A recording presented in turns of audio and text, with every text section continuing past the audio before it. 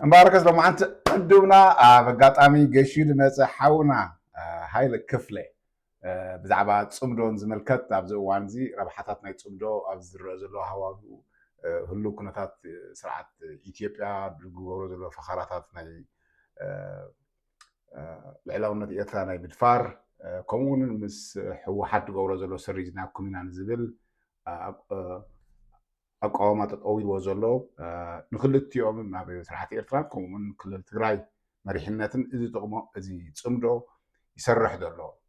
بتصمدوا تقولوا لو قال له نزبل بناتو برسبكتيفات حساس بار رأيها بخميت متنزبل هاي لكفلة أمسيلكم الله مرحبا تكالغرين قاعد حمس حاب كالغري قاعد حنصن حكا يكحوي كمون كلهم أب ريديرنا كونكم نهز بإرترا تقلقلو زلهم يحوات غازتينياتنا يخون بحفشا أوشتن أو وصن نزي بروغرام تكاتلو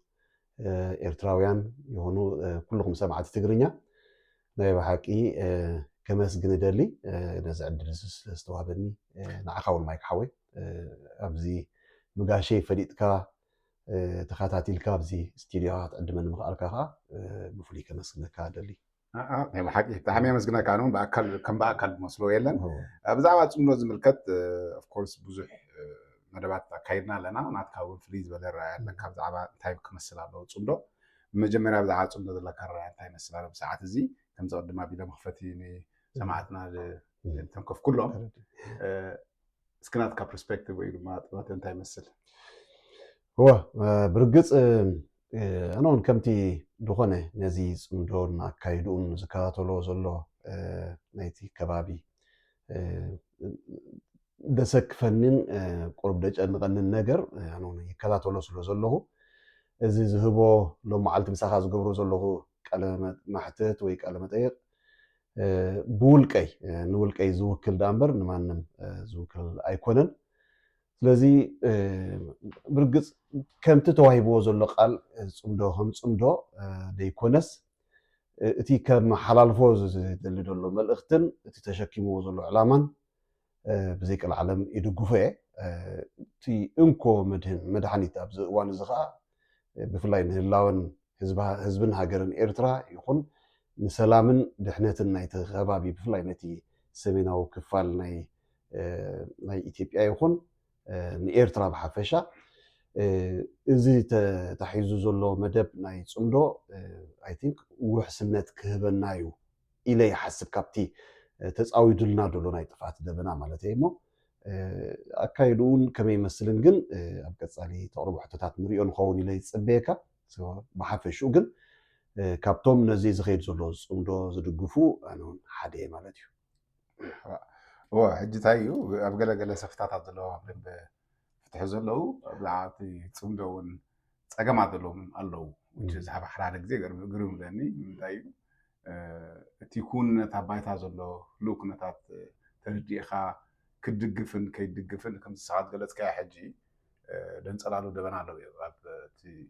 بفلاي سرعات إثيوبيا لغورو زلو ناي مدلاوات ناي وق ناي حانت هاجر العلاونت ناي مدفار عاويلو تزاروا which is to be honest مرحونا يراهمكم يدون حانت هاجر كدفرا يدو كورو دحر مسكاب حجي يلن انتيسي امعور ابزو وانزسي ديغبر ايكون غوو ግን ሩኢ ዝኾነ ነገራት ይሩ ገለገለ ደንበ ፍትሕ ዘሎ ኸማን ደንበ ፍትሕ ለና ትብላለሃት እንኮ እንድሕር አሁነት ኤርትራ ድደፍር ቃል በቃል ክትኩን እንደይክኢልካ ብጣዕሚ ስኽፍታታት ተሕድር እዩ ምባለይ ግን ኣብዚ ናትካ ክምለስ እቲ እንኮ ናይ ፅምዶ نزل هلو كنتات حجيزي فخرتات قورون نبري سرعات إثيوبيا كدفري العلاونات دلوز نبري ويدم ما هم بانصارون أبيحو حازن ورا مع الرعاية كسريزكم زي ود بزي تسريزي قلب قال السريزي وينتي محضرنا ناي حوحاتهم بحبيب حجي عبزو وانت قام خوينو ري خير بزغون زي بوليتيكال نحري خير well بمسرته politics نندرب ترديني ولات ناي حوحات كم بارتي مدمساس عب نجر يقدفو كوز عب جن لو علاونت ناي حنتي هاجر ناي إيرترا ዝሃብኩኹም ኣፍሉጦሲ ክመልሶ ክምልጥለኩም ትክረዋን I think እዚ ናይ ተልመዲን ፖለቲከኝነት ኮይኑ ስማዓና ኣነ ማለሲ ሃገራት ብኸመይ ይቆማ ሉዓላውነት ናይ ሃገርን ህዝብን ብኸመይ ይኸብር ብኸመይ ይሕሎ I think ቁሩብ ናይ ፖለቲካ ብስለት ዝጎደሎን ናይ ልምዲ ፖለቲካ ዝጎደሎን ኣዘራርባ ይመስለኒ ንዓይ ኣነ ብወገነይ ክሪኦ ከለኹ ማለሲ ብኸምኡ ትብልካ ዝመፅእ ነገር ኣይኮነን ሓንቲ ሃገር ከም ድላያ ነፃነት ትህበካ ነፃነት ትኽእልካ እንድሕር ኮይኑ I think እዚ ዓለም ተቃዊሱ ክነብር እዩ ትርጉም ዘለዎ ኣይኮነን ናይ ሕወሓት እውን መሰራርታ ኣፍቂዱ ኣይኮነን ተመስሪቱ ሕወሓት ቀደም ብፍቃድ ዝህበካ የለን ማለሲ ንኣብይ ዝቃወም ኣብ ኢትዮጵያ ኩሉ ተፈቂዱሉ ክኸይድ ከም ዘይክእል ንፈልጥ ኢና ነቲ ዘሎ መንግስቲ ናይ ኢትዮጵያ እንድሕር ክቃወም ኮይኑ ሶ ሕወሓት እውን ካብቶም ዝቃወምዎ ዝነበሩ እኳ ደኣ ብዓብዩ ካብኣቶም ወፂኡ ንዓቶም ከጥፍእ ዘሎ ዝህንደድ ዘሎ ሰብ ምዃኑ ንፈልጥ ኣለና ሶ I think እቲ ገይርዎ ዘሎ I think ኣይፅቡቕን እዩ ቁኑዕ ኣይኮነን ምእንቲ ዝኻዩ ማለሲ ናይ ኣነ እንታይ ዝብለኒ ሕወሓት ከም ውድብ ኢልና እንድሕር ክነሓስቦ ኮይና ሓደ ነገር እዩ ሕወሓት መዓት ሰባት ዘጋደለ ዘሰውዐ ዘሰንከለ ምእንትኡ ከዓ ካብ ትግራይ ሓሊፉ ንሙሉእ ኢትዮጵያ ደርጊ ዝኣክል ደምሲሱ ንኢትዮጵያውያን ሓርነት ወላቲ ከምቲ ዝድለ ይኹን እምበር ካብ ደርጊ ዝሓሸ መዋእል ኣብ ኢትዮጵያ ዘምፀ ዘተኣታተወን ኣብዚ ዝሓለፈ 30 ዓመታት ከዓ ዓቕሙ ዝፈቐዶ ዕቤት ዘመዝገበን ውድብ እዩ ሶ እዚ ህዝባዊ ተሳትፎ ዘዓንብቦን ዘዕበዮን ውድብ ሓደ ናይ ፖለቲካ ኣካል ወይ ገለ ዝኾነ ሰዓት ዕድል ስለ ዝረኸበ ዘፍርሶ ኣይኮነን ህዝባዊ ትካል እዩ ምእንቱ ኻዩ ማለሲ ሕብረት ዘድልየና ደሎ ከምዚ ዓይነት ዝገብር ሰብ ከምዚ እውን ንክዛርብ ዝደፍር ሰብ ዕድል እንተረኺቡ ኸ እንታይ ክገብር ክእል ካብ ሓሊፉ እኮ ጀስት ንኤርትራ ምስ ናይ ቃዛን ምስ ናይ ገለ እንዳነፃፀረ እዩ ጥፍኣት ዝምነየላ ደሎ ንትግራይ እንታይ ከም ዝገበሮም ኣብ ዝሓለፈ ዓመታት ርኢና ኢና ስለዚ ነዚታት ኩሉ ኣብ ግምት እቲኻ ብጀካ ሓቢርካ ምስራሕን ንፀላኢኻ ሓቢርካ ምክልኻልን ካልእ ምርጫውን ዝተገድፈልና የለን I think ኣነስ ብጀካ እቲ ንትግራይን ናይ ኤርትራን ኢልና ንፅምዶ ንሓስቦ ዘለና ክንዩ ከማን እንተዝኸይድ መጀመርታ ነቶም ኣብ ዕላማ ኣቲና ዘለና ህዝቢ ምሓራውን ይኹን ካብኡ ሓሊፉ እውን ነቲ ዝጭፍጨፍ ዘሎ ብቐፃሊ ንዓመታት ዝሓለፈ 7-8 ዓመታት ክጭፍጨፍ ዝፀንሐ ህዝቢ ኦሮሞ ንዑ እውን ኣብ ግምት ዘእተወ ዓይነት ሕብረት እንተዝኸውን ደስ ምበለኒ እቲ ንገብሮ ዘለና ምክንያቱ እዚ ከምዚ ዓይነት ስርዓት ምልክ እውን ኣይኮንና ንብሎ ካብ ምልክ ንላዕሊ እዩ ንደቂ ሰብ ክነብሩ ወይ ከይነብሩ ኣብ ሓደ ጣውላ ኮይኑ ዝውስን በቲ ዝወሰኖ ውሳኔ ድማ ከይሓፈረ ህዝቡ ከይቀለበ ኣፅዋር ብዕዳ እንዳሸመተ ነቲ ባንድ ዝፅበ ዘሎ ህዝቢ ቦምባ ደዝንብ I think ብጀካ ሓቢርካ ምቅላስ ካልእ ኣማራፂ ዘሎ ኮይኑ ናይ ስማዓንን እዩ ሶ ብከምዚ መንፅር ክሪኦ ከለኹ ድማ ኣብ ልክዕ እዋኑ ዝመፀ ኳዳ ቁሩብ ደንጊዶ ኣሎ ንክስጉም ዝያዳ ዕድል ክወሃቦ ዘሎን ክፀዓረሉን ዝግብኦ ኮይኑ ስማዕኒ እዚ ሕብረት ወይ ከዓ ፅምዶ ክሪኦ ከለኹ ማለት እዩ እቦ ኣብታ ዓንቶይ ጠንቂልካ ነርካ ብስለት ዝጎደሎ ፖለቲካዊ ወይ መራሒ ኣብ ኢትዮጵያ ኢኻ ትብል ዘለካ ኣብ ዝሓለፈ 30 ዓመት ብኮዚ ሃደግ ነይሩ ተፈላለዩ ፕራይም ሚኒስተር ተቐይሮም ድሕሪ ናይ መለስ ማለት እዩ ኣይረኣኹን ግን ከምዚ ምሕዳር ብፍላይ ናይ ፕራይም ሚኒስተር ኣብሲ ጀነራላቶም ከም ድላይ ምዛረቡ በብዝመሰሎም ፖለቲካዊ ብስለታት ዘይረኣዩ ጠመተ ዘይብሎም ኢንፋክት ታሪክ ናይ ዝከረካቱ ኮይኑ ኣብ ኡጋዴን ዝነበረ ናይ መንግስቱ ሃይለማርያም ክደግሞ በርከሲ ብታሪክ ትሪኦ ከለካ ሶማሊ ኢትዮጵያ ክትወርር ከይድ ኮላ ኣብቲ እዋን እቲ ዝገብሮ ዝነበረ ድሕራይ ከማ ብፍሽለት እዩ ዓንዩ ታሪክ ክደግም ኣሎ እምበልኩ ዶ ካብ ሓቂ ዶ ርሓይቀ ዝከረካ ቀደም عبد جزير درجي مالتيو مريت نا إثيوبيا خور نا سوماليا دجوار فتنة دجوار الحركة فشيلو مالتيو بو تسعيرو وجز حنت حجر سيك تورا حدث لك هتشوف أول خانة تاريخ مدقام مالتي خلايك 34 عام زيري تاريخ إرترا سي أبحر حرج جزار ولو خلو كم تعمتي تقصكايو تناس أنا تجيبنا زبير فرنا تعرف بقولت مين تيوا زي فاكتيو زي جلست أبي أفراد له أكيدا جعانو كي حتى تسلمتنا كفيني متيوا ولا تسقى بديسابة أو نتيجه إنه خمس كروم على تيو حجي بسلت نايتو بحافظ شو نايتو ودب قدلت بكرات جلو الكات حسب الكزيتات كزارب كلها تاريخ درس على تاريخ سي أفراد نشتز هاجر 3 عام تقاليسا السوفيت اللي هو مكيتا درجي مكيتا كوتاسي كياي تسريحو ግን መስዋዕት ተኸፊሉ ወይ ተናጻነትካ ብደመንበር ተዓዲሉ ይኮነና ንትዮ እዚ ኣብ 1993 ካብ ምምስክር ረፈረንደም ተገይሩ 99 ይብሎ ምርጫው ናይ ነበረው ክዛረቡ ከለውቶም መራሕቲ ግን ኢንክሉዲንግ ፕራይም ሚኒስተር አብይ ከምዚ ደቶ ተኸበላ ገይሩ ዛር ሕጂ ብስለደት ብሎ ወላ ፖለቲካው ጌም ደት ብሎ በከመይ ካትሪዮሞ ኣብዚ እዋንሲ ናዊ ኩመሰካ ዘለኹም እንታይ ምስልካ ነቲ ህዝቢ ይድዕሽ ዘሎ ክርዳእ ንኽእል ሕጂ ህዝቢ ኢትዮጵያ ሆነ ሓደ ተዘሓብር ነይሩ ብኦሮሞ ውጋእ ኣሎ ብፋኖ ውጋእ ኣሎ ምስ ትግራይ ዘለዎ ጽግት ኣብ ሕማቕ እዩ ዘሎ እዚ ዓይነት ፖለቲክስ ክጻወት ከሎ ናይ ዓሻ ፖለቲክስ ደት ብሎ because politicians ቃይወም ተንካድ ጥቆምለን ኢንፋክት ኣብ ገለገለ ዝከረካ ተኸይኑ ፖለቲሽያን ሓያል ልደቱ ተዛረባ ሓንቲ መዓልቲ ናይ ባሕሪ ካርት ክትመጽያታ ጣልዕ ጸዋታት ክትመጽያ ኢለዋ መጽያኻ ግን ሙሱ ድመጹ ዘሎቶም ጀነራላት ዝዛረቦ ዘራባታት አንደር አስቲሜት ዲገሮን ህዝቢ ኢትዮጵያ ከላይካ ጠላላ ታሪክና ኤርትራ ድረስይዎ ከመይዳ ኤርትራ ከመን መጸት እንታይ መስለካ በከመይ ትሪዮ ሰኻ هو تردني አይኖ እሸሊ ዝብሎ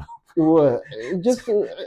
እሸላው ተሐሳስባይ እና ክንገልጾ ንኽእል ኢና ብሓፈሻ እንታይ መስለካ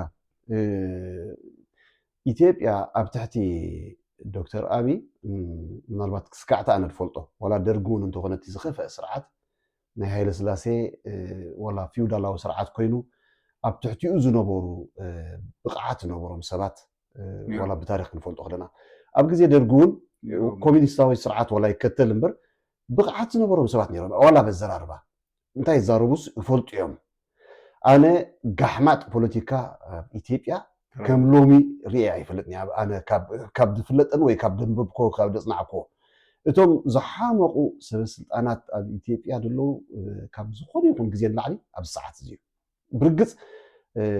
ጌጋታት ይግበር ነይሩ ኣብ ኢትዮጵያ ካብ ግዜ ሃይለ ስላሴ ጀሚርካ ንኤርትራ ብሓይሊ ዓምፂጽካ ኣብ ኢትዮጵያ ምእታው ንኤርትራውያን ይኹን ንኢትዮጵያውያን ኣብ ናይ 30 ናይ ደም ዓመታት ከም ዝነብሩ ዝገበረ ኣብ መጨረሻ ኸ ረብሓይ ተረኽቦን ምክንያቱ ንሓደ ኣነ ናተይ ርስተይ ዝበለ ህዝቢ ብዝኾነ ይኹን ካብ ኣሜሪካ ጾር ዓዲካ ካብ ራሻ ጾር ዓዲካ ክሪባውያን ኣምፂኻ ገለ ኣምፂኻ ክትውድኦ ከም ዘይትኽእል ክትልውጦ ከም ዘይትኽእል ተተሓሳስባ ኢትዮጵያውያን ብታሪክ ዘይኮነ ብተግባር ተማሂሮም እዮም በኣና ብኤርትራውያን ኣብቲ ዳሓለፈ 30 ዓመት ናይ ቃልሲ ብረታዊ ቃልሲ ናይ ኤርትራ ነቲ ባሕሪ ብኩሉ መልክዑ ይጥቀምሉ ነይሮም እዮም ኢትዮጵያ ግን ኣብቲ ድሑር መነባብሮ ነይራ ኩሉ ግዜ ኣብ ረድኤት ትነብር ነይራ ንመጀመርያ ግዜ ዝሓሸ ህይወት ዝሓሸ ኣብ ኣካዳሚያዊ ንጥፈታት ኣብ ሞያዊ ንጥፈታት ኣብ ካልእ ንጥፈታት ዝያዳ ኣብ ዝለዓለ ደረጃ ዝበፅሓትሉ ኢትዮጵያ ንሕሪና ዝሓለፈ 30 ዓመት እዩ ባሕሪ ዘይነበረሉ እዋን እዩ ሕጂ ኣብይ ዝሓለፈ 7-8 ዓመታት ንባሕሪ ክረክብ ዝገብሮ ዘሎ ምህንዳድ ምናልባት ናቱ ውልቃዊ ካልእ ዝና ክረክብ ዘኽእሎ ዓቕምን ብቕዓትን ስለ ዘይብሉ ንህዝቢ ኢትዮጵያ ባሕሪ እንተይለዮስ በዚ ክከስቦ ዝኽእል ብቕዓተይ ከረጋግፅ ዝኽእል ካብ ዝብል ትሚልካ ኣጉል ዕሸላዊ ተሓሳስባ እምበር ብመሰረቱ እንተዝግምግም ከም ስርዓት ኮይኑ እንተዝግምግምሲ ኢትዮጵያ ባሕሪ ስለ ዝሰኣነት ካብ ዝኸሰረቶ ባሕሪ ከለዋ ዝኸሰረቶ ይበዝሕ ኣዝዩ ይበዝሕ ኢትዮጵያ ቅድሚ ኣብ ምምፅኡ ካልእ ለውጢ እዩ ምዕባለታት ይተረኣዩ ኢትዮጵያ ባሕሪ ግን ኣይነበሮምን ቀደም ባሕሪ ከለዎም ኩሉ ነገር ከይከፈሉ ከምፅኡ ከለዉ ከምቲ ኣብ 30 ዓመታት ዝሓለፈ ወይ 20 ገለን ዓመታት ዝሓለፈ ከምኡ ኣይነበሩን ምስ ኩሉ ትሕዝቶም ወሪሮምና ከለዉ ንኤርትራ እኮ ጥራይ ባሕራ እኮ ይኮኑን ወሪሮምና ሃብታ እኮ እዮም ፋብሪካኣ ሕርሻኣ ገሊኣ እኮ እዮም ወሪሮማ ነዚ ኩሉ ምስ ሰኣንዎ ግን ፀጎኦም ሽዑ ይበዝሕ ነይሩ ድሕሪ እዩ ምክንያቱ ኣብ ህኮት ኣብ ዕግርግር ድሌት ናይ ህዝብታት ከሊእካ ክስልጥን ኢልካ ክትሓስብ ኣይትኽእልን ኣብ ጦርነት ዘለኣለም ንህዝብኻ እንዳማሰንካ ሕጂ እውን ኣብይ ከምዚ ክደግም እየ እንተኢሉ ነቲ ዝሓለፈ 30 ዓመት ጥራይ ክደግም እምበር ካልእ ዘምፅኦ ፍሉይ ነገር ኣይክህሉን እዩ ብመሰረቱ ግን ነቲ ሕቶ ቁርብ ከየን ወሓና ዳ እምበር እንታይ ኢኻ ትብል ነርካ እዚ መንግስቲ ከመይ ዓይነት መንግስቲ ኢኻ ትብል ነርካ ማለት ዋላት ናይ ህወሓት ገለ እትመፃፅኡ እዚ ስርዓት ዝኮን ርእሱ ፕሮስፐሪቲ ፓርቲ ዘይሕጋዊ ፓርቲ ኮይኑ ብልፅግና ፓርቲ ዘይሕጋዊ ፓርቲ እዩ ብግቡእ ተወዳዲሩ ስልጣን ዘይጨበጠ ብሕጂ እውን እንተኾነ ግቡእ ምርጫ ዘይካየደ እዩ ካብ መጀመርታ ፕሮስፐሪቲ ፓርቲ ብኸመይ ይመፅእ ድሕር ክንብል ኮይና ኣብይ ኣባል ኢህዴግ እዩ ነይሩ ናይ ኢህዴግ ሰብ ኮይኑ ይመፅዩ ኣብ ኢትዮጵያ ህዝቢ ኢትዮጵያ ለውጢ ምስ ሓተተ ኢህዴግ ተኣኪቡ እሞ ነዚ ህዝቢ ዝሓቶ ዘሎ ለውጢ ዝጠልብ ንግዚኡ ስጋዕ ምርጫ ነካይድሲ ነዚ 5 ዓመታት ናይ ኢህዴግ ተዋሂቦ ዘሎ ስልጣን እንታይ ለውጢ ንግበረሉ ኢሎም ተኣኪቡ ሃይለማርያም ከዓ ስልጣኑ ረኪቡ ስልጣኑ ምስ ረከበ ንናይ ሃይለማርያም ስልጣን ዝርከብ ካብ ኢህዴግ ዳዩ ሰብ ክምዘዝ ተገይሩ እምበር ሓድሽ ፓርቲ ክመፅእ ከምኡ ዓይነት ትፅቢት ኣይነበረን ኣብ ኢትዮጵያ ኣብይ ናይ ኢህዴግ ወኪል ኮይኑ መፅኡ ንኢህዴግ ኣፍሪሱ እዩ ብልፅግና መስሪቱ እዚ ንርእሱ ዘይሕጋዊ እዩ ክፈርስ እንተዳ ኣለዎ ኮይኑ ህወሓት ኣይኮነን ክፈርስ ዘለዎ መጀመርታ ብልፅግና እዩ ክፈርስ ዘለዎ ብልፅግና ከም ፓርቲ ክህሉለኒ እንተዳ ኢሉ መጀመርታ ብግቡእ ይምዝገብ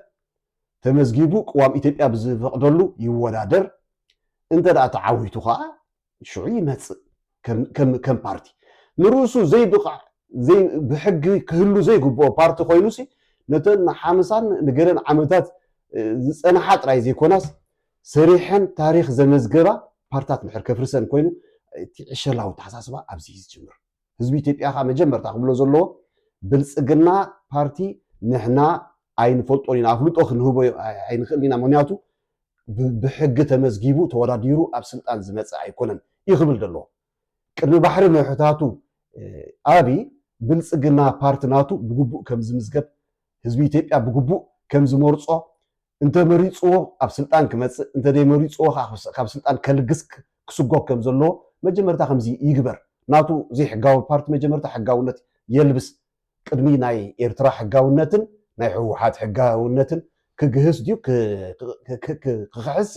መጀመርታ ናቱ ኸማን ህላዊ ናቱ ኸማንሲ ኣብ ቅድሚ ህዝቢ ኢትዮጵያ የመስክር መጀመርታ እየ ዝብል ስለዚ ብሓፈሻ ንሪኦ ዘለና እዚ ዘይቅርዒ ፖለቲካ ናይ ኢትዮጵያ ሎሚ ንዓና ነቲ ከባቢ ብሓፈሻ ንኤርትራ ንኢትዮጵያ ዘይኮነሲ ዋላ ንሱዳን ዋላ ንኬንያ ዋላ ንዩጋንዳ ዋላ ንገለ ፀኒሑ ኣብ ነውፅእ ዘእቱ ስለዝኾነ ኣይ ቲንክ ቀርኒ ኣፍሪቃ ይኹን ብሓፈሻ ኣፍሪቃ ነዚ ስርዓት እዚ ንምውጋድ ካብ ዝኾነ ይኹን ግዜ ንላዕሊ ኣበርቲዓ ክትሰርሕ ኣይ ቲንክ በዚ ናይ ሕጂ ዘሎ ቋንቋ ፅምዶ ክትሕወስ ኣለዋ ይብል ወይ ከዓ ክትሓብር ኣለዋ ይብል ከም ሓፈሻዊ ቋንቋ ማለት እዩ ፅቡቅ ኣባ ሕጂ ምስ ክትገልፆ ፀናሕካ እዚ ናይ ብልፅግና ፓርቲ ማለት እዩ ሌጂትመንት ብዙሕ የብሉና ማፃፁ ፍሎ ፀኒሕካ እዚ ዝገብሮ ዘሎ መገዲ ሒዝቦ ዝኸይድ ዘለዎካ ናይ መገዲ ጥፋኣት እዩ እቲ ህዝቢ እንዳጥፈየ ብድሮን ምግለን በዚ እውን ንሃገር ኤርትራ ልዕላዊት ክደፍር እየ ዝነበረ ምዝኦም ምዝ ስርዓት እዚ ከዓ ተቃዋምቲ ናይ ኤርትራውያን ኣብ ኢትዮጵያ ዘለው ሓቢርና ክንሰርሕ ኢና ዝብል ዘረባታት ኣሎ ብከመይ ትገልፆ እዚ ጠቅላላ ትኩንኖ እንድሕር ኮንካ እዞም ናህና ኣብ ኤርትራ ለውጢ ዘየልና ኢና ዝብሉ ምዛ ዓይነት መሪሕነት ምስ ማድረግ ወይ ድማ ሰሙን ክፀምዱ እኳ እንዳርጋት እየ ነዘደይ እንድሕር ከምዚ ከይድ ዘሎ ኮይኑ ኢቨንቹሊ ንልዕላውነት ኤርትራ ዝደፍር ሃገር ተጎዝጊዝካ ክትመፅእ ኣደኖ ሌጂትመንት ናቱ ብከመይ ስኻ ግን ብከመይ ትሪኦ ወል ብከመይ ትሪኦ ንዓይ ከይበልካ ነቲ ብርጌድ ንሓመዱ ባዕሉ ደይ ትርኢ ብርጌድ ንሓመዱ እኮ ተኸፋፊሉ ኣሎ ኣብዚ ጉዳይ እዚ ብርጌድ ንሓመዱ ዘይወከሎ ብሓፈሻ ደይ ተሰማምዓሉ ስራሕ ገለ ውልቀ ሰባት መጀመርታውን ኣብ ገለ ፓርታት ነይሮም ኣርባዕ ኮይኑ ምስ ተሰምዖም ነቲ ዝነበርዎ ፓርታት ከማን ወይ ማሕበራት ከማን ብግቡእ ኣልጊስና ኣለና ከይበሉ ንዕኡ ኣብ ሓደ ደረጃ ከየብፅሑ ብተቀዳዲምካ ናብ ኣዲስ ኣበባ ተኸልኪልካ ምስቶም ኣብኡ ዘለዉ ንዖም ዝመስሉ ሰባት ሓቢሮም ደብሉ ዘለዉ ሰባት እዮም እዚ ንኤርትራ ይኮነ ንዓቶም ብውልቂ እውን ኣይርብሕን እዩ ኣይጠቅምን እዩ ኢንፋክት ተሓታትነት እውን ዘለዎ ጉዳይ እዩ ብዘይቅል ዓለም ማለት ንሓደ ባሕሪ ክወስደልካ ጥራይ ኮይነን ከም ቃዛ ክድምስሰካ ዝብል ስርዓት ክሓብር እሞ ገሌልካ እንታይ ከምፅኡ ዝቃለሱ ዘለዉ ንሕና ንሓቶ ዘለና ከም ደለይቲ ፍትሒ እኮ ኣብ ኤርትራ ፍትሒ ክነግስ ኣብ ኤርትራ መሰል ዜጋታት ክሕሎ ኣብ ኤርትራ ሰባት ጀስ ከም ባሮት ምትሓዞም ተሪፉ ሰሪሖም ርእሶም ክኽእሉ ብዛዕባ ነብሶም ባዕሎም ውልቆም ክእዝዙ ዳይና ንሓትት ዘለና እምበር ብካልኦት ጨፍጫፊ እዚ ዘለና ስርዓት እኮ ካብ ኣብይ ሓይሽ እኮ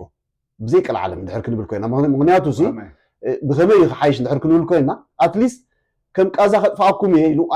ኣይፈከረልና ንስጋ ሕጂ እቲ ድኸይድ ዘሎ ወፅዓ ኩላና ንልልዮን ንፈልጦን ንቃለሶን ዘለና እዩ ኤርትራውያን እንትማ ይበልናን እኮ ንቃለሶ ኣለና ብከመይ ክንቃለሶ ኣለና ከዓ ሜላታት ክንቅይር ተኮይና ከዓ ካልእ እዚ ምሕባር ምዝራብ ምእካብ ዘድልየና እዩ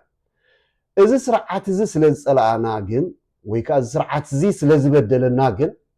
ንሓደ ባዕልና ተሓባቢርና ምፂናዮ ዘይኮነስ ንሕና ከይፈተናዮ ከማን ክዓፅደኩም ከብለኩም እንዳበለና ተመሊሽና ክነተዓፅደካ ኢና ንከዶ ክነተሓርደካ ኢና ንከዶ እዚ ስርዓት ክኩነን እዩ ዘለዎ ብኤርትራውያን ጥራይ እውን ኣይኮነን ክኩነን ዘሎ ብማሕበረሰብ ዓለም ይኩነን ዘሎ እዚ ሰብኣይ እዚ ኮ ናይ ኖቤል ተሸላሚ ኮይኑ ኣብ ጨፍጫፍ ክወፍር እየ ዝብል ቃዛ ካልእ ቃዛ ክፈጥር እየ ዝብል ዘሎ ሰብኣይ ኮይኑ ንዓና ንኤርትራውያን ዘይኮነ ነቶም ሸለምቲ ናይ ኖቤልን ናይ ኖቤል ራእይ እውን ድደምሰሰ ኮ እዩ ሰብ ስለዚ ምስ ከምዚ ክንሓብር ኢና ክብሉ ከለዉ እዚ ሞ እንታይ ክብሎ ደለካ ትኩንኖም ዶም ከምዚ ሕጂ ተቐጣለላ ምኩናኑ ክውሕድ እዩ ብሕግስ ክሕተቱ ኣለዎ ኣብ ታሪክ ክሰፍር ኣለዎ እዩ ዝብላ እሞ ንመለስ ክዛብታ ፅምዶ ፅምዶ ከምዛ ንፈልጣ ክተብዑ ርሕትካ ሓደ ማሕረስ ምኻዚ ወይ ተቀይዱ ድኸይድ በቲ ናውቲ ኢኻ ትብሎ ቲንኪኖ በረዳ ብከመይ ኢኻ ንስኻ ትሪኣ ኪኖ ፅምዶም ከይድ ኣለና ትሕቶ ምፅኻያ ነርካ እንታይ እዩ ተረዲኒ ኣነ እኳ ብርግፅ እቲ ኩነታት ናተይ እውን ዘፍቅደለይ ኣይኮነን ክሓርስ ክልተ ብዑር ሒዘ በቲ ሓደ እቲ ናይ ዓይኒ ፀገም ክህሉ ክእል እዩ በቲ ሓደ ከዓ ወዲ ከተማ እየ ስለዚ ከምቲ ክበሃል ሰምዖ ግን እታ ቃል ፅምዶ ትብል ካብቲ ናይ ፅምዲ ዝብል ቃል ናይ ትግርኛ ዝመፀት እያ ብዙሕ ግዜ ምፅማድካ ክልተ ብዑር ኣምፂኻ ብነዊት ጌርካ በዚ እንታይ ኢኻ ትብሎ ኣርዑት ጌርካ ክሳዶም ተቅርቅሮም እሞ ኣብታ ታሕቲ ሙራን ቁራባዓት ድዩ ገለ ጌርካ ተኣስራ ድሓር እቲ ብዕራይ ከምዚኣ በዚኣ ተታሒዙ ስለ ዘሎ ክሳዱ በዚኣን ዝሕዞ ስለ ዘላ ናብዚ ከብል ኣይክእልን እዩ እታ መስመር ስኻ ዝሃብካዮ ጥራይ ዝኽተል እዚ ንክልቲኦም ኣብ ብዑር ማለት እዩ ኦኬ ንድሕሪት ድዮም ክኸዱ ንጎኒ ድዮም ክኸዱ ንቅድሚት ድዮም ክኸዱ እስኻ ኢኻ ትሕንፅፅ ኣሎ እስኻ ኢኻ ትውንኖም እሳቶም ባዕላቶም ብድሌቶም ዝገብርዎ ሓንቲ ነገር የለን ካልእ ተረፈ ኣብ መኼዳ ንሕር ኮይዶም እሞ ኣፎም ከማን ተዓፅኦም ኢኻ ከይበልዑ ምእንቲ ነው ስለዚ ስጋዕ ማዕረ ክንደይ መሰሎም ተዓግቶ ኣለካ ህዝቢ ኤርትራን ህዝቢ ትግራይን ልክዕ ከምቲ ኣብቲ ማሕረስ ንጥቀመሉ ፅምዲ እንድሕር ደኣ ክንፀምዶ እንድሕር ኮይና ልክዕ ከምቶም ክልተ ብዑር እንተደሊና ንፀጋም እንተደሊና ንየማን እንተደሊና ንቅድሚት እንተደሊና ንድሕሪት ንሕና ኢና ንውንኖም ርእሶም ክጥቀምሉ ኣይንገብርን ኢና ዘለና ስለዚ ነፃ ምንቅስቃስ ክኸውን ይገደፍ ህዝቢ ብናቱ ድሌት ይራኸብ ንሕና ይኮናን ክንመርፀሉ ዘለና ሎሚ ካብ ዓዲ ክስቶ 50 ሎሚ ካብ ዓዲ ክስቶ 10 ኣብ ዓዲ ግራት ተራኸቡ ኣብ ዘላንበሳ ተራኸቡ ኣብ ዓዲ ኋላ ተራኸቡ ኣብ ራማ ተራኸቡ ዘይኮነሲ መዓስ ከም ዝራኸቡ ባዕሎም ይወስኑ ኣብ ዕዳጋ ድዩ ክኸውን ትርክቦም ኣብ መርዓ ድዩ ክኸውን ትርክቦም ኣብ ተስካር ድዩ ክኸውን ትርክቦም ኣብ ኣውዳኣመት ድዩ ክኸውን ትርክቦም ኣብ ንግደት ድዩ ክኸውን ትርክቦም ወይስ ካልእ ንሳቶም ዝመሃዝዎ ኣብ ባይቶ ድዩ ክኸውን ትርክቦም እሱ ንዖም ምልከት ንሕና ግን ብርግፅ እዚ ህዝቢ እዚ ክሓብር ኣለዎ ኢልና ንድሕር ንሓስብ ኮይና የስ እቲ ናይ ክልተ ሃገራት ርክባት كحلو له برقص انت عينت مراخب ميلاتات كنقبر لنا بحق بزؤزو زي يخون قن دما فلو نكبر تمال حاموس تراهيبكم يخون كتراخبو تخونكم ورح ختصبين لكم ويكا نحنا خنفلطكم لنا زبل تريفو بعلاتهم لو مخ نراخب لنا نحوينا في قيل له خيدي نعد قرات نحوينا في قيل له خيدي نعد قيح نحوينا في قيل له خيدي نقوم حجر نحوينا في قيل له خيدي نحمرا تباهيلو بعلو بدليتو سب بدديلو زغبرو وساني خون الله منغسات ايكونن كوسلو زولو ناي غزياو منغست ناي تግራይ ይኹን ወይ ከዓ እቲ غزياو መንግስት ናይ ኤርትራ እሳቶም ዝውስኖ ጉዳይ አይኮነን እዚ ህዝብታት ባዕሎም ክውስኑ ኣለዎም ከምዚ ድሕር ኮይኑ እቲ ናይ ብሓቂ እቲ ዝድለ ዘሎ ጽምዶ ካብ ፖለቲካዊ ጽምዶ ሓሊፉ እቲ ማሕበራዊ ጽምዶ ወይ ማሕበራዊ ሕብረት ይርአሞ ክልተ ህዝብታት ከዓ ካባና ንላዕሊ ክውስኑን ብዛዕባ ጥፍኣቶም ክዛረቡን ክዛተዩን ይኽእሉ እዮም ስለዚ ብርግጽ እቲ ምጅማር ጽቡቕ እዩ ተጀሚሩ ዘሎ ኣነ ንዑ ይቃወምን እየ ዘለኹ ግን ኣኻሊ ኣይኮነን ስጋ ሕጂ ንሪኦ ዘለና ኣኻሊ ኣይኮነን ስለምንታይ ኣብ መቐለ ይኹን ኣብ ኣስመራ ዕዳጋታቶም ዘይከፍቱ ስለምንታይ ኣብ ዓዲግራት ይኹን ኣብ ሰንዓፈ ዕዳጋታት ዘይክፈት ስለምንታይ ከቲ ብባሕሪ ከኣቱ ዝግብኦ ወላ ትግራይ ይትኹን ናይ ክንደይ ደረታት ድሩትነት እዩ ዘለዎም ተደለየ ዓፅሎም ተደለየ ዝኸፍተሎም ዘሎ ኣብ ስለምንታይ ብባሕርና ገይሩ ኣቑሑት ዘይኣቱ ናብኣቶም ስለምንታይ ትብሎ ሕጂ ሰብኣ ፅቡቅ ትሕቶ ድምፅኻ ሕጂ እቲ ሕብረተሰብ ሲ ፍኮርስ ኤርትራ ሃገር እያ ፀንሐ ቁስሊ እውን ኣሎ ነቲ ቁስሉ ክትሕውዮ ተኾንካ ብክልቲኡ ወገን ኣብ ትግራይ ብዙሕ ቁስሊ ነይሩ እዩ ዝሓለፈ 3 ዓመት ዝነበረ ውግእ ማለት እዩ ንዑ ነቲ ሕብረተሰብ ኣይሰማዓካ ክትብሎ ትኽእል ተገይሩ እዩ ፖለቲካዊ ዲሲዥን ተገበረ ገሊኡ ተኾነነ ጉጉይ ከም ዝነበረ ብዙሕ ሰብ ዝረኣዮ ነይሩ ኣብ ሰዓት እዚ ግን ሕብረተሰብ እዚ ብቦርደር ራኸብ ብባህሊ ራኸብ ተፈላለየ ራኸብ እዩ እዚ ገለጽካዮ ኣብዚ እዋን ዝውን ስርዓት ናይ ኢትዮጵያ ኣብ ገለገለ ቁጠባውን ትግራይ ንኸይኣቱ ብዙሕ ተኾነነን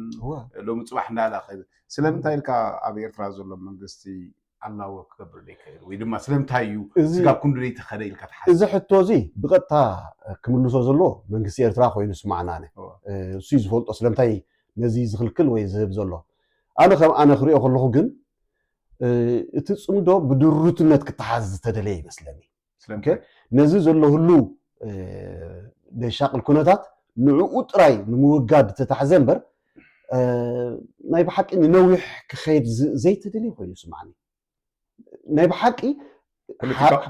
ፖለቲካዊ ረብሓታቱ ጥራይ ፖለቲካዊ ረብሓታቱ ከማን ጀስ ሓፂር ነዚ ሕጂ ዘሎ እዋን ዝጠመተ እምበር ንነዊሕ ዝጠመተ ኮይኑ ኣይስማዓኒ መን ይቆም ዝደልየ ናይ ኤርትራ ድዩ ናይ ትግራይ ድዩ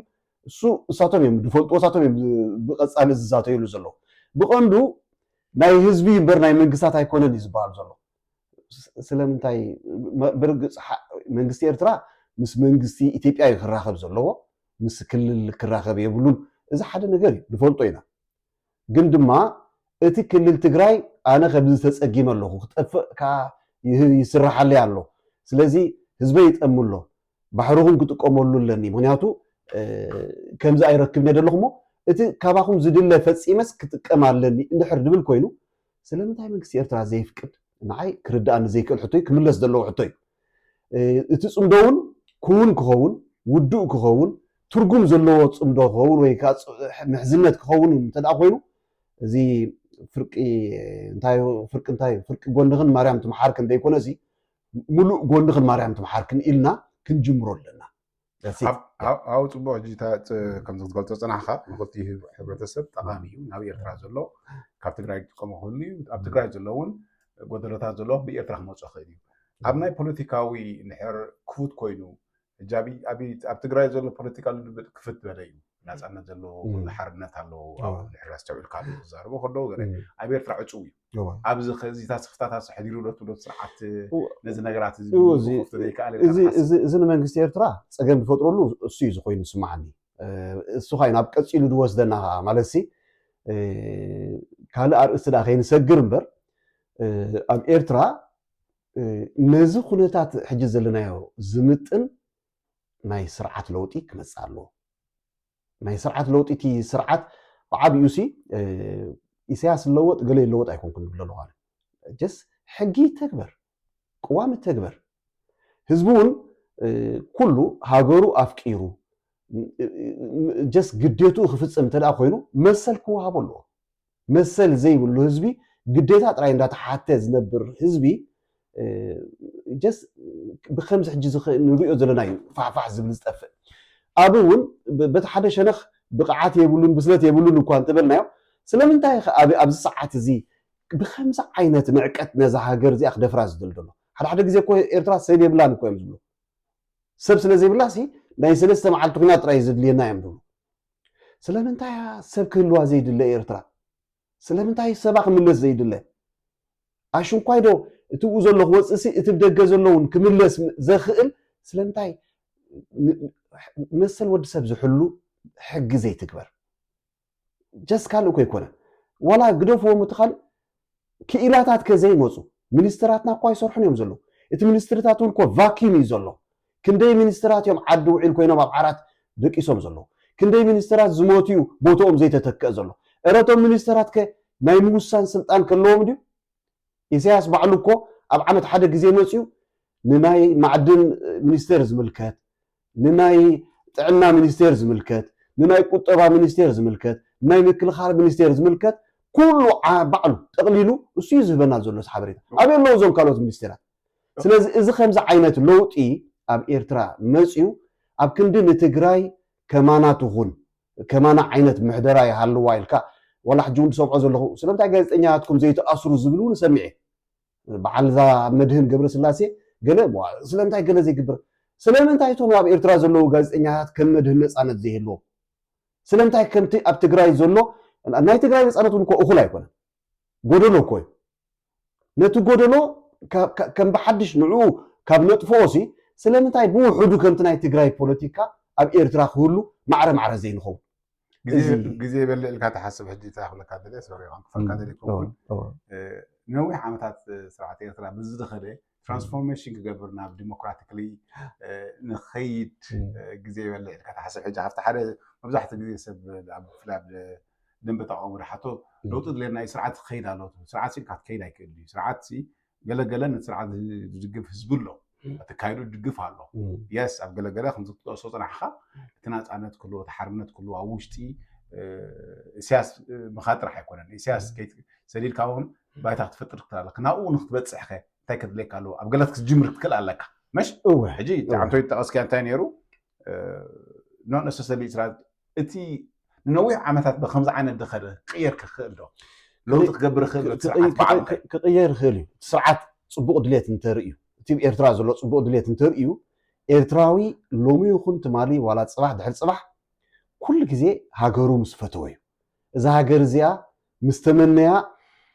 ዘይዓገበላ ፍፁም ዘይተጠቕመላ ሃገር እያ ስጋ ሕጂ ቋሒሉ ዝጥምታ ዘሎ ሃገር እያ ስለዚ ንመንግስቲ ኤርትራ ካልኡን ኣየድልዮን እዩ ሓደ መሰጋገሪ መንግስቲ ምምስራት እሱ እውን ዘለዎ እሱ እውን ዝርከቦ ሓደ መሰጋገሪ መንግስቲ ምምስራት ክኢላታት ዘለዎ ምርጫ ምግባር ገለ መልኸማን ምስ ሕጂ ዘሎ ደመናን ናይ ስግኣት ክስታያትን ደሻቅል ኩነታትን ምርጫ ክትገብር ገለ ኸማን መዓት ግዜ እዩ ዝወስድ ሕጂ ግን ንዓበይቲ ዓዲ ንመራሕቲ ሃይማኖት ንመንእሰያት ንደቂ ኣንስትዮ ንኩሉ ዘካተተ ሓደ መሰጋገሪ መንግስቲ ብህፁፅ እንተዝምስረት ኣብ ኤርትራ ነዚ ህሉ ኩነታት ክምልስ ዝኽእል ኣነ እዚ ስርዓት ኣብዚ ብሰንኪ ኣብዚ ኤርትራ ኣብ ከምዚ ዓይነት ንዕቀት ወዲቓ ደላ ብሰንኪ ንሕና ዘተኣታተናዮ ፀገም ብሰንኪ ስርዓት ዘተኣታትዎ ፀገም ትማል እኮ 2018 እኮ ካርታ ሂቡ እኮ እዩ ሰዲድዎ ኢሳያስ ካብ ገዛ ናይ ባሕሪ ካርታ ሂቡ ሰዲድዎ ኦኬ ድሕሪኡ ኸ ብኸመይ ንፈልጦ ግን ካርታ ከም ዳሃቦ ባዕሉ ተዛሪብዎ እዚኣ ባዕለይ ሕንጥጥ ኣቢለ ዝስራሕ እኳ ስእሊ እያ ናይ ባሕሪ ስእሊ እያ ኢሉ ኢሳያስ ተዛሪብዎ ኦኬ ድሕሪኡ እዚ ኣብ እኮ ትግራይ ከይትፍንጨል ክበሃል ከሎ ኣሽንኳይዶ ተፈንጨለ ትግራይ ከይደን ድለዋውን ክንምለሳይን እኮ ይብል ነይሩ ኣይነይቲ እያ ካብ ኢትዮጵያ ከይዳ ብጀካ ኤርትራ ሲ ኣብ 30 ዓመት ኣይነይቲ ካልእ ዝኸደት ሃገር ኣላ ወይ ካልእ ምድሪ ኣሎ ድዩ ስጋዕ ከምዚ እኮ እዩ ዝዛረብ ነይሩ ስለምንታይ ከም ዝብል ነይሩ ኣብ ቅድሚ ኢሳያስ ኮይኑ እኮ እዩ عسب كنكافل ينازل نيرو إذا حدي تصبغ عن تقى حفت خسنا ناوتينا حفتنا يتصبغ ناوتينا نمبر وصل لنا أباقن كم تعز بالك حدي بزوج حسب بريزيدنت إسياس أفريقيا بزارة وزنا بري هلا جت تحساس بيسلم تايز قلعت زتكيبو بكس حزبي توكل إيرتراسنا حزبي أنا حدا والكسب يكون تزارب كلها حنت لا أبرار عثمان دبلا حزب الوارخو وجيدا من حزب الوهر منجستي دا من حزب الله حجي اتي بسعاب كون زاربو زنبري بزح نيرو زربات حجي كاميرا لو زنبري حد حزبينا كتينا زبل نيرو of course maybe the leading تصفات زبو زنبري برايم مينستر اقول سويتات كون خير جن كينو غنا ريونيرنا نحن سخون تاي تقميرو زبل الرايا نفسو زغالت طب قال انترفيو ابيك تروح بكم تخيل عند عنبر بعلو سياس نزي بحر زي بيننا احنا محضرو ينخل لنا زبلوا ساعات معنا اوكي حزب إيرترا بحري كم محاضر دي غير محاضر عدل الناس أنا تناي توهبون سكا حجي حنتي بايتو زي بالله هاجر فرادن فتسامن ده حقاقن أكل زي بالله هاجر كفتن زلو زي فتنة هاجر كم منجستن كم كرصناي حدا تكالاوي سرعتن هاجر مريحة زي تفلت هاجر دي فتن كاكو أي نقولون لنايت بينها اوكي سغا حجي إيرترا كم منغستي كمتي كم ناي بعل امريكا ناي كندا ناي اوروبا ناي كون كم تنغروبا بتا كم كينيا كم يوغندا كم تنزانيا ولا كم تنابت خباب زلوا كم عينت منغستي حيزاون كيدا يتفلطني سو ازي وخا ناي بحقي نتوم دقيسوم زنبورو صلاتنا كبرا بركي يزلو اوكي مرحبا انا حمقي بقلم انا سو نملسات تصمدو حجي انت هاتم دلها تصمدو كينون كيدالنا قطباوي كومون بوليتيكاو مقيارات نغبرالنا دغوصو صراحه انت تكتي حبرتسب كمصن دحكوين وي قاير نحكوين انفورميشن اتي صلواتات አለካ አብርታ ዘሎ ጽልዋን ትግራይ ክጽሉ ኸዲ ኣብ ትግራይ ዘሎ ጽልዋታት ገለምን ኣብ ሕጂ እቲ ኪኖ ትሎ ዘለها قطباوي ኸይድ ኣሎ ህዝቢ ነፃ ኮይኑ ብቁጠባዊ ምቅያራት ክገብር ساعتانات كمدل جس انت مثلك اب إيرترا زلو سرعات وي سياسه مرحو سرعات نبلو نحنت هاجر كمزي كيتتكوسكاس بومبا خمزي هاجر عميق كايا تنبر تفتن كوم يزفتن زلو كتفنجرن يا هاجر حنسا انت فني ياسي كتفنجرن يا مو عليك حصل كوم سلازغونه توناي ولقاوي اكستايخات دلا ناي ولقاوي ازي الراي دلمبر ناي حغراو ناي حغراو تحساسبا يبلو بدرجه هاجر انت زحسب نيرو إيرترا بكم درجه يمودقت جس قداماو نعقت يكون وشطاو ودقت اي مغاطمان إيرترا جس كم حنت ناي ولقو غرات كمزي اجيرو عطعيتو حيزو ول ندحر فنياخت بارقيا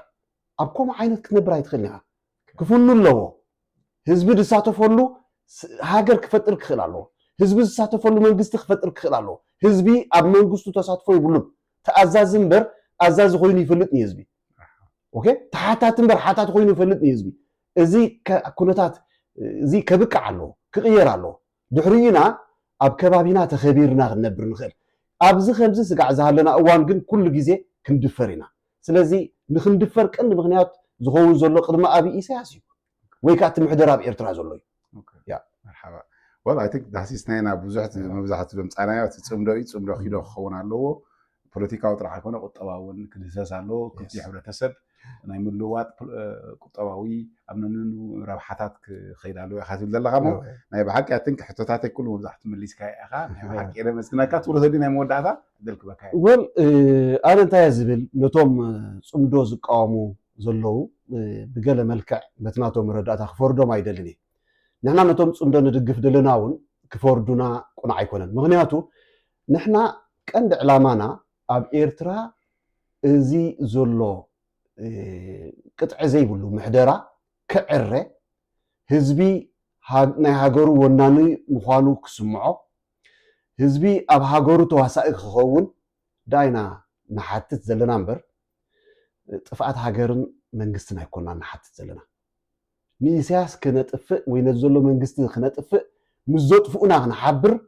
እዚ ጨርሽካ ሃገርን መንግስቲ ከያዳዩ ኢሳያስ ባዕልና بعقلنا ክንሰዶ እንተደይክኢልና ሓደ መዓልቲ እግዚአብሔር